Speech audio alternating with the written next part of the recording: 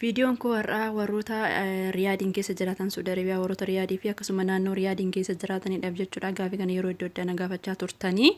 Egaati har'aa anillee gara embaasii deemee maaltu akka jiruu fi maaltu akka ta'aa jiru ilaaleetiin jira. Egaati wantan argee fi wantan taajjabe irraa isiniif himuudhaafan viidiyoo kana waraabaatii jira jechuudha. Bilbila qabatanii embaasii keessa seenuun hin danda'amu garuu gibbii keessadha iddoon ani jiru. Egaati embaasii seenii wantan gaafadhee fi wantoota naan jedhan sanii qoodaafan gara kanatti dhufe jechuudha. Hanga xumura viidiyoo keenyaatti na wajjin tura. Like, subscribe, share, comment gochuudhaan maatii keenyaaf ta'uu hin dagatinaa. Galatooma.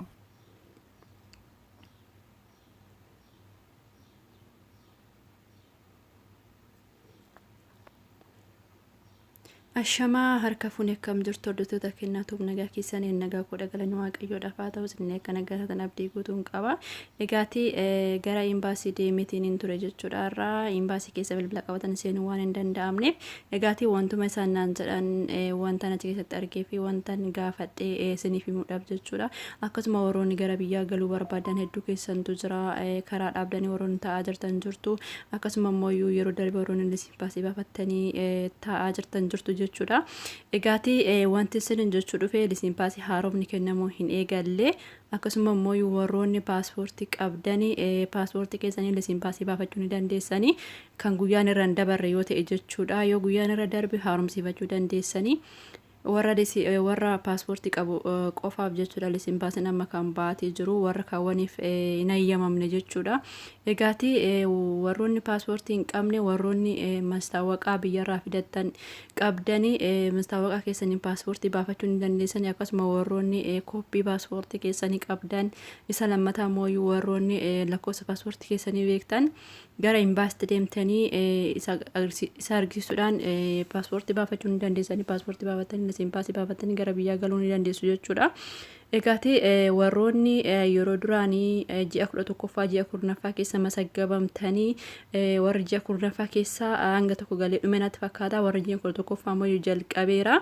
Warra ji'a 11ffaa keessa masaggabame guyyaa tokko warra masaggabamedha kan amma waamamaa jiru jechuudha. Egaati warroonni ji'a 11ffaa keessa masaggabamtanii lakkoofsan isiniif bilbilama waan ta'eedhaaf lakkoofsa kan keessan eeguudhaan egaati yoo isiniif bilbilame gara iddoo isaan isiniin jedhanitti deemtanii ashaaraa kennuu dandeessu jechuudha.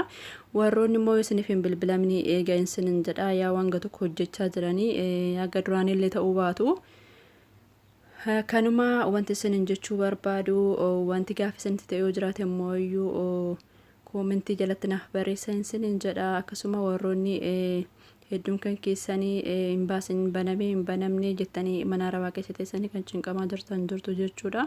Egaati banameetii jira. Warroota duraa liisimpaasii baafatanii jiran galchaa jiru. Akkasuma immoo warroota paaspoortii haaromsiifachuu barbaadan haaromsiisaa jiru jechuudha. Paaspoortiin haaromsiifamee hagamtuudha kan jiruudhaaf ji'a 3 ergaa aga biyya gahee deebi'utti jechuudha. Ji'a 3 ni tura. Kanaaf warroonni paaspoortiin keessa sin jalaa dhume carraa kanatti fayyadamtanii deemtanii haaromsiifachuu. Akkasuma immoo warroonni paaspoortii hin qabne warroonni lakkoofsa paaspoortii yookiin kooppii akkasuma immoo mastaawaqaa biyyarraa fidattanii dhuftan deemtanii too gaafatanii baafachuu dandeessan jechuudha. Egaati kun wanta tokko duraan kun hin jiru jechuudha. Akkasuma warroonni dhukkubsattanii gara biyyaatti galuudhaaf karaa dhabdanii taa'aa jirtan immoo mana yaalaa irraa waraqata barreessifatanii jechuudha. Waraqata ittiin yaalamtanii mana yaalaa irraa barreessifatanii haala saniin deemtanii liisimpaasii baafachuu ni dandeessu jechuudha. Waraqata kan mana yaalatii baafattan sana fuutanii deemtanii warra embaasiitti argisiiftanii haala saniin liisimpaasii isinii baasanii ji'a 5 yookiin immoo isanii olus turuu danda'a jechuudha. Waan beekamu tokko hin jiru. Garuu hanga tokko abdii qaba akka duraanii miti. Hanga tokko banamee hojjechaatiin jiru jechuudha. Akkasuma warroonni duraan liisimpaasii baafattanii lakkoofsi keessa sin jalaa cufame yookiin immoo lakkoofsi bilbila keessa sin jalaa tabalaashee jechuudha. Deemtanii embaasii gaafattanii lakkoofsa kan keessa sirreessifachuu dandeessu jechuudha. Lakkoofsa biraatiin sin jijjiiruu danda'u waan ta'eedhaaf bilbilli kan keessaan yoo sin jalaa cufame ta'ee akkasuma immoo yoo sin jalaa badde ta'e sababa adda addaatiin cufamuu danda'a waan ta'eedhaaf bilbilli kan keenya deemtanii too lakkoofsa jijjiirsifachuu ni dandeessu jechuudha. Namaaf ni jijjiiruu rakkoo hin qabaatu. Egaati warroonni bilbilli keessan haala kanaa sin jala dhufan deemtanii jijjiirachuu dandeessu tokko maaliif bilbila irratti bilbilan akka duraan isaan feesbuuk irratti sin gallakkisanii gara ittiin dhaga'amu tokko hin jiru jechuudha. Bilbila irratti duwwaadha kan namaan bilbilamu. Kanaaf deemtanii bilbila keessan sirreessifachuu dandeessu jechuudha. Achitti waraqatuma lisiin paasii dura fudhatan sana koppii gootanii isaanitti deebistan isaan immoo bilbila kan keessan haarawaa irratti barreessuudhaan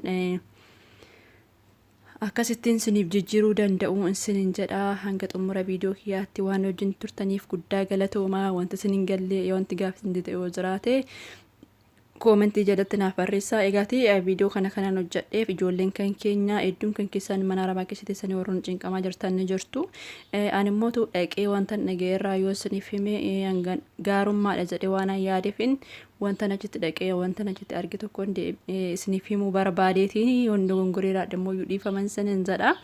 Egaati nagaatti naa tura, fayyaa ta'a.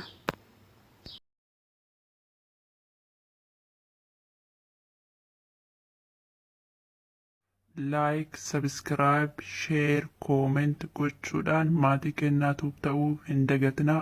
Galatooma.